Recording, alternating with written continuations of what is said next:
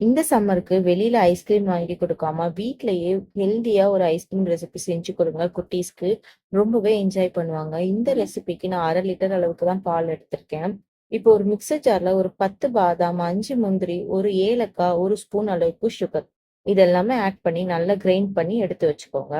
இப்ப 1/2 லிட்டர் அளவுக்கு எடுத்து வச்ச பால தண்ணி கலக்காம ஒரு பாத்திரத்துல சேர்த்து கொதிக்க வச்சுக்கலாம். பால் நல்லா கொதிக்கட்டும். இதுல இருந்து ஒரு கரண்டி அளவுக்கு எடுத்து ஒரு கிண்ணத்துல போட்டு, இது கூடவே நான் கொஞ்சம் குங்குமப்பூ ஆட் பண்றேன். இது டோட்டலி ஆப்ஷனல்.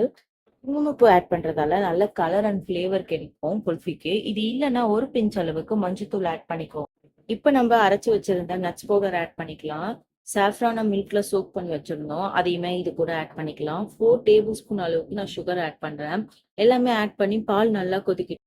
நம்ம எடுத்த இந்த பால் நல்லா சுண்டி பாதி அளவுக்கு வரணும். அந்த அளவுக்கு நல்லா கலர் சேஞ்ச் ஆகி வந்ததுக்கு அப்புறமா அடுப்பை ஆஃப் பண்ணிடலாம். இப்ப நான் இந்த பாலை நல்லா கூல் டவுன் பண்ண போறேன். பால் நல்லா ஆறுனதுக்கு அப்புறமா குல்ஃபி மோல்டு இருந்துச்சுன்னா அதுல ஊத்தி செட் பண்ணிக்கோங்க. நான் குல்ஃபி மோல்ட்ல ஊத்தல. இன்னைக்கு நான் பாத்திரத்துல தான் ஊத்த போறேன். உங்ககிட்ட எந்த டிஃபன் பாக்ஸ் இருந்தாலுமே ஓகே. டைட்டான மூடி இருந்துச்சுன்னா அந்த டிஃபன் பாக்ஸ்ல ஊத்தி வச்சிருங்க. ஓவர் நைட் ஃப்ரீஸ் பண்ணணும். இல்லைன்னா ஒரு 6 to 7 hours ஃப்ரீஸ் பண்ணா போதும். இந்த மாதிரி ஃப்ரீஸ் பண்ணதுக்கு அப்புறமா எடுத்து கட் பண்ணி சாப்பிடுங்க. ரொம்பவே சூப்பரான குல்ஃபி ரெடி.